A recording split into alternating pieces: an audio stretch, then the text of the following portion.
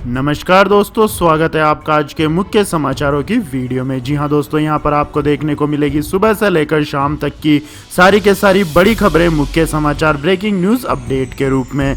तो दोस्तों, आप लोगों से रिक्वेस्ट है इस वीडियो को ज़्यादा से ज़्यादा लाइक और शेयर करें। तो दोस्तों, सीधे चलते हैं आज की पहली बड़ी खबर की ओर। ममता बनर्जी का बड़ा ऐलान, बंगाल में लॉकडाउन 31 जुलाई तक रहेगा जारी, लोकल ट्रेनें व मेट्रो सेवा भी रहेगी बंद। जी हां दोस्तों, बंगाल में इस महामारी के बढ़ते मामलों को देखते हुए मुख्यमंत्री ममता बनर्जी ने बुधवार को राज्य में लॉकडाउन को 31 जुलाई तक के लिए बढ़ाने की घोषणा की है। इस अवधि के दौरान राज्य में लोकल ट्रेनें और मेट्रो सेवाओं को फिर से शुरू करने की भी इजाजत नहीं होगी। इसके साथ सभी स्कूल, कॉलेजों और अन्य शैक्षणिक संस्थान भी बंद रहेंगे।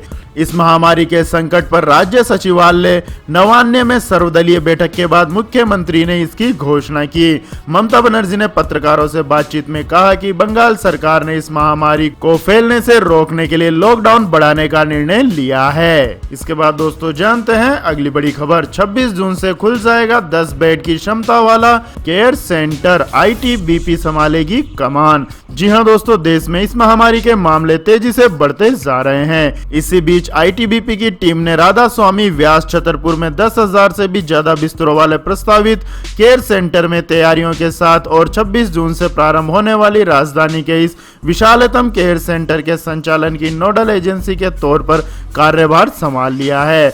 आईटीबीपी की टीम ने दिल्ली सरकार और जिला प्रशासन के अधिकारियों और आश्रम के विभिन्न अधिकारियों के साथ लगातार बैठक की। दिल्ली जल बोर्ड और विद्युत विभाग के भी अधिकारी इस मौके पर मौजूद रहे। इस दौरान साउथ दिल्ली म्युनिसिपल कॉरपोरेशन का स्टाफ भी मौजूद था। फिलहाल 26 जून से लगभग 2000 बेड की क्षमता वाला सेंटर प्रारंभ कर दिया जाएगा और धीरे धीरे इसकी संख्या में मरीजों के अनुसार वृद्धि होगी। इस सेंटर की अधिकतम क्षमता 10,200 बेड तक की जा सकती है। ये अब तक का सबसे बड़ा सेंटर होगा जिसमें लगभग 1000 से भी ज्यादा चिकित्सकों के शामिल होने की संभावना है। इसके बाद दोस्तों जानते हैं अगली बड़ी खबर। गलवान घाटी में चीन ने फिर किया अतिक्रमण, झड़प वाली जगह पर लगाए टेंट। जी हां दोस्तों, लद्दाख की गलवान घाटी में एक बार फिर से चीनी सेना के अतिक्रमण की खबरें आ रही है। सूत्रों से मिल रही जानकारी के मुताबिक गलवान घाटी में भारतीय और चीनी सैनिकों के बीच जहां 15 जून को झड़प हुई थी, वहां चीन के सैनिकों की फिर से वापसी हो गई है।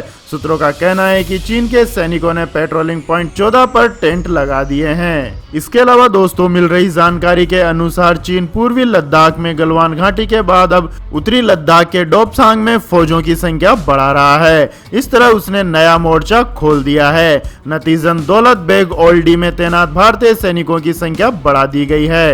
इस क्षेत्र में 2013 में दोनों पक्षों के बीच लंबा तनाव देखा जा चुका है। तो दोस्तों, चीनी सैनिक भारतीय सीमा के पास जो इस प्रकार की हरकतें कर रहे हैं, उसके बारे में आप क्या कहना चाहेंगे? कमेंट करके अपनी राय दें।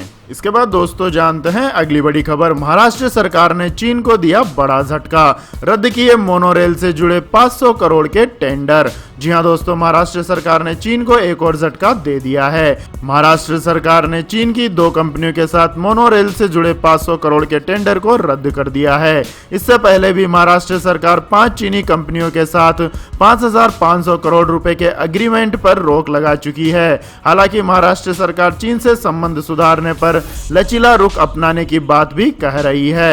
महाराष्ट्र सरकार ने चीन की 2 कंपनियों बिल्ड योर ड्रीम और चाइनीज रेल रोड कॉरपोरेशन के साथ मोनोरेल से जुड़ी डील रद्द कर दी है। इन दोनों ही कंपनियों ने मोनोरेल के पार्ट्स मैन्युफैक्चरिंग से जुड़े टेंडर प्रक्रिया में हिस्सा लिया था। बिडिंग में ये 2 ही कंपनियां थी जिन्हें 500 करोड़ का कॉन्ट्रैक्ट मिलना था। चीन के साथ बिगड़े संबंधों के बाद राज्य सरकार ने यह डील कैंसिल कर दी है। तो दोस्तों, क्या महाराष्ट्र की तर्ज पर ही अन्य राज्यों को चीनी कंपनियों से हुए करार को तुरंत खत्म कर देना चाहिए? कमेंट करके अपनी राय दें। इसके बाद दोस्तों जानते हैं अगली बड़ी खबर। ग्राहकों ने चीनी सामान से किया तौबा, जाने देश की सबसे बड़ी थोक मार्केट की ग्राउंड रिपोर्ट। जी हां दोस्तों, देश में चीन के खिलाफ हो रहे विरोध का असर बाजारों पर दिखने लगा है। चीन से आयात होने वाला सामान जैसे खिलौने, लाइट, इलेक्ट्रॉनिक आइटम, यहाँ तक कि दवाइयों की बिक्री घट गई है। लोग दुकानदारों से चीनी सामान की बजाय भारतीय सामान की मांग कर रहे हैं और देश में चीन के खिलाफ आक्रोश का माहौल है। लोग चीनी सामानों के बहिष्कार की मांग कर रहे हैं।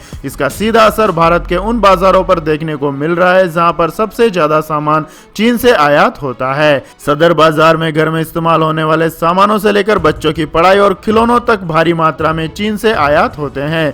लॉकडाउन से पहले 350 से 400 कंटेनर सामान प्रति माह सदर बाजार में उतरते थे, लेकिन अब इस महामारी के दौरान चीन से आने वाले कंटेनरों की संख्या घटकर 20 से 25 प्रति माह रह गई है। इसके बाद दोस्तों रुक करते हैं अगली बड़ी खबर का। लेकिन दोस्तों अगली खबर जानने से पहले आप लोगों से गुजारिश है कि इस वीडियो में दिखाई गई खबरें अगर आपको पसंद आई हो तो इस वीडियो को लाइक करें, कमेंट करें और हमारे चैनल को सब्सक्राइब करें। तो दोस्तों जानते हैं अगली बड़ी खबर। अब आरबीआई की निगरानी में आएंगे सभी कोऑपरेटिव बैंक। कैबिनेट ने दी अध्यादेश को मंजूरी। जी हां दोस्तों, अब देश के सभी कोऑपरेटिव बैंक आरबीआई की निगरानी में आएंगे। मोदी कैबिनेट की मीटिंग में इसका फैसला लेते हुए इस दिशा में अध्यादेश लाने को मंजूरी दे दी है। सरकार ने बुधवार को कहा है कि सभी सहकारी बैंकों और बहुराज्यीय सहकारी बैंकों को रिजर्व बैंक की देखरेख के तहत लाया जाएगा। सरकार के इस कदम का मकसद सहकारी बैंकों के जमाकर्ताओं को संतुष्टि और सुरक्षा देना है। केंद्रीय मंत्रिमंडल की बैठक के बाद संवाददाताओं को जानकारी देते हुए सूचना एवं प्रसारण मंत्री प्रकाश जावड़ेकर ने कहा कि शहरी सहकारी बैंक और बहुराज्यीय सहकारी बैंकों को रिजर्व बैंक के बेहतर परिचालन के वास्ते रिजर्व बैंक के निरीक्षण के दायरे में लाया जाएगा। अब तक केवल वाणिज्यिक बैंक ही रिजर्व बैंक के निरीक्षण के तहत आते रहे हैं, लेकिन अब सहकारी बैंकों का निरीक्षण भी रिजर्व बैंक करेगा। इसके बाद दोस्तों रुक करते हैं अगली बड़ी खबर का। नेपाल के गांवों पर चीन ने किया कब्जा, पीएम ओली पर उठे सवाल। जी हां दोस्तों, भारत से सीमा विवाद में उलझे हुए नेपाल को लेकर एक अहम खुलासा हुआ है। नेपाली अखबार ने खुलासा किया है कि चीन ने तिब्बत सीमा पर स्थित एक नेपाली गांव पर धौंस दिखाकर कब्जा कर लिया है। इस गांव पर 60 सालों से चीन का कब्जा है और नेपाल की सरकार भी इसका विरोध करने से डर रही है। अखबार में प्रधानमंत्री केपी ओली पर भी सवाल खड़े किए गए हैं कि चीन से गांव लेने में वह भारत से जारी सीमा विवाद जैसी तत्परता नहीं दिखा रहा है। चीन नेपाल के रुईगुआन नाम के इस गाँव को तिब्बत स्वायत्त क्षेत्र का हिस्सा बताता है।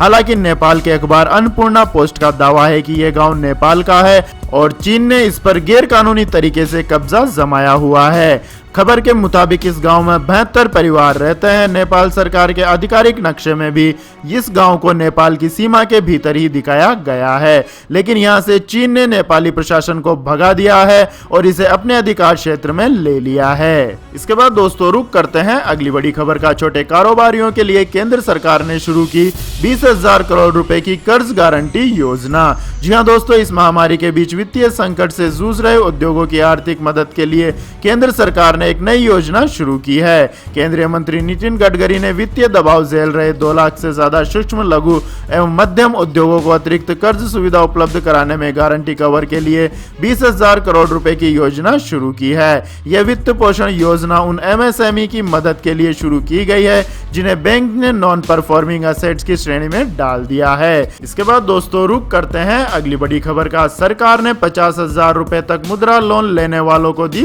बड़ी राहत, ब्याज में मिलेगी छूट। जी हां दोस्तों, प्रधानमंत्री नरेंद्र मोदी की अध्यक्षता में हुई cabinet committee on economic affairs की बैठक में मुद्रा लोन के तहत शिशु लोन लेने वालों को बड़ी राहत दी गई है। सरकार मुद्रा लोन के तहत दी जाने वाले शिशु लोन की ब्याज दरों में 2% की छूट देगी। आपको बता दें कि शिशु लोन के तहत 50,000 रुपए तक का लोन मिलता है। यह सुविधा 1 जून 2020 से लागू होगी और 31 मार्च 2021 तक जारी रहेगी। केंद्रीय मंत्री प्रकाश जावड़ेकर ने प्रेस कॉन्फ्रेंस में यह जानकारी दी है। इसके बाद दोस्तों जानते हैं अगली बड़ी खबर। आईएमएफ ने घटाया वैश्विक अर्थव्यवस्था का अनुमान, अमेरिका की जीडीपी 8% घटेगी। जी हां दोस्तों, अंतर्राष्ट्रीय मुद्रा कोष ने इस महामारी के कारण वैश्विक अर्थव्यवस्था को तगड़े नुकसान का अनुमान लगाया है। अब आईएमएफ ने कहा है कि वैश्विक महामारी से होने वाला वास्तविक नुकसान उसके 2 महीने पहले लगाए गए अनुमान से कहीं ज्यादा गंभीर हो सकता है। साथ ही IMF ने इस साल वैश्विक वृद्धि दर के पहले लगाए गए अनुमान में काफी कमी कर दी है। IMF की ओर से बुधवार को जारी अनुमानों के मुताबिक वैश्विक अर्थव्यवस्था में इस साल 5.9% की कमी होगी। हालांकि अप्रैल में जारी अपनी पिछली रिपोर्ट में IMF ने 3% कमी का अनुमान जताया था। आपकी जानकारी के लिए बता दें दोस्तों, दूसरे विश्व युद्ध के बाद आर्थिक वृद्धि में यह सबसे ज्यादा सालाना गिरावट होगी।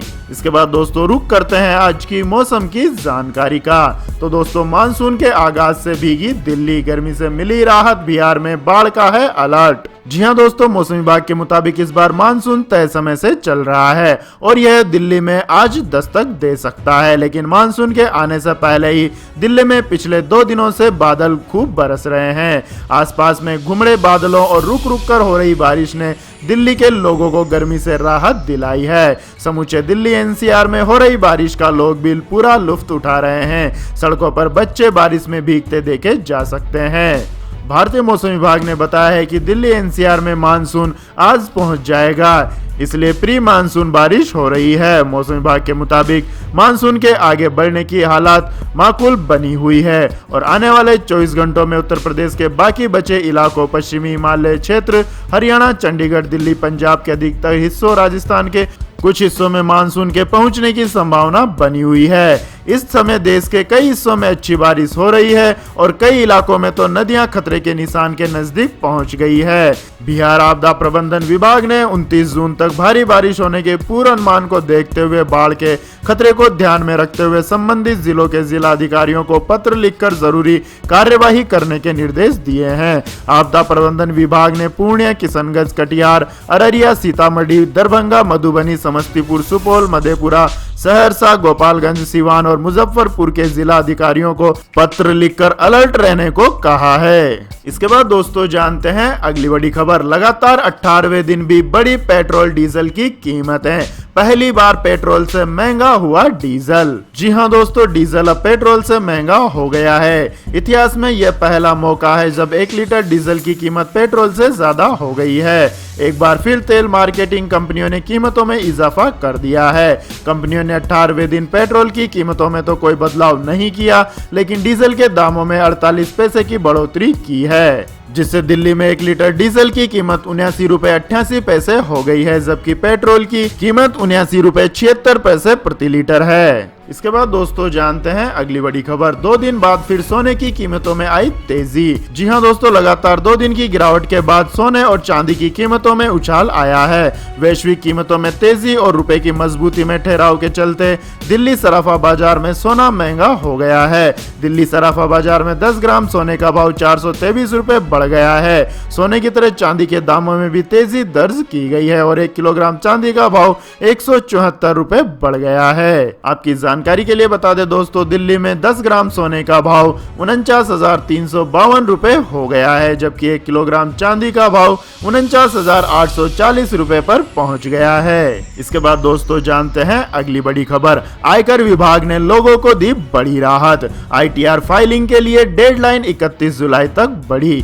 जी हां दोस्तों, केंद्रीय सरकार ने वित्त वर्ष 2018-19 के लिए इनकम टैक्स रिटर्न दाखिल करने की समय सीमा 1 महीने और बढ़ा दी है। ITR दाखिल करने के लिए अब नई समय सीमा 31 जुलाई 2020 है। इसके साथ ही पैन आधार लिंकिंग की समय सीमा भी 31 मार्च 2021 तक बढ़ा दी है। इसके बाद दोस्तों जानते हैं अगली बड़ी खबर। रेलवे के सर्कुलर ने किया इशारा, 15 अगस्त से पहले नहीं चलेगी ट्रेनें। जी हां दोस्तों, भारतीय रेलवे सभी नियमित ट्रेनों के लिए 14 अप्रैल तक बुक की गई सभी टिकटों की पूरी बुकिंग राशि वापस करने का फैसला कर रहा है। रेलवे ने संकेत दिए हैं कि अगस्त से पहले तक नियमित यात्री ट्रेन सेवाओं को फिर से शुरू नहीं किया जाएगा। वर्तमान में रेल केवल 230 मेल और एक्सप्रेस ट्रेनों को विशेष ट्रेनों के रूप में चला रहा है। हालांकि रेल मंत्रालय ने बार बार कहा है कि किसी भी मांग को पूरा करने के लिए और अधिक ट्रेनों के संचालन की संभावना है। रेल मंत्रालय ने सभी जोन को एक सर्कुलर जारी कर 14 अप्रैल को या उससे पहले बुक किए गए सभी टिकटों को रद्द करने और टिकटों का पूरा रिफंड जनरेट करने के फैसले की जानकारी दी है। रेलवे ने 120 दिनों के लिए टिकटों की अग्रिम बुकिंग की अनुमति दी थी। वर्तमान नियमों के अनुसार यात्रियों को टिकट रद्द करने की आवश्यकता नहीं है। अगर रेलवे ट्रेनों को रद्द करता है तो ऑटोमेटिक रिटर्न की प्रक्रिया शुरू हो जाएगी। इसके बाद दोस्तों रुक करते हैं अगली बड़ी खबर का। सैमसंग गैलेक्सी A51 पर कंपनी दे रही है दमदार ऑफर। जी हां दोस्तों, सैमसंग गैलेक्सी A51 पर आकर्षक ऑफर मिल रहे हैं। कंपनी ने अपने लोकप्रिय मिड रेंज स्मार्टफोन पर कुछ ऑफर्स को पेश किया है, जिसके तहत ग्राहकों को कैशबैक, नो कॉस्ट EMI और एक्सचेंज बोनस जैसे ऑफर दिए जा रहे हैं। हाल ही में गैलेक्सी A51 के 8GB प्लस 128GB वेरिएंट को 3 रंग विकल्पों में देश में लॉन्च किया था। ये ई-कॉमर्स साइट अमेज़न इंडिया पर बिक्री के लिए उपलब्ध है। कीमत की बात करें तो 8GB RAM plus 128GB storage variant की भारत में कीमत 27,999 रुपए है। इसका 6GB प्लस 128GB मॉडल देश में 25,250 रुपए की कीमत में उपलब्ध है। आपकी जानकारी के लिए बता दें दोस्तों, सैमसंग गैलेक्सी A51 में 6.5 इंच का full HD plus super AMOLED infinity O display है। फोन में ऑक्टा कोर Exynos 9611 प्रोसेसर के साथ 6GB और 8GB रैम विकल्प मौजूद है। दोनों ही वेरिएंट में इनबिल्ट स्टोरेज 128GB है और माइक्रो SD कार्ड की मदद से 512GB तक का सपोर्ट है। एंड्रॉइड 10 पर आधारित यह मोबाइल One UI 2.0 पर चलेगा। तो यह थी दोस्तों आज की सभी महत्वपूर्ण बड़ी खबरें। तो दोस्तों आपको हमारा ये वीडियो कैसा लगा कमेंट करके जरूर बताएं और हमारे इस वीडियो को अधिक से अधिक लाइक और शेयर करें। साथ ही हमारे चैनल को सब्सक्राइब करके बेल आइकन का बटन भी दबा लें। धन्यवाद। जय हिंद, जय भारत, वंदे मातरम।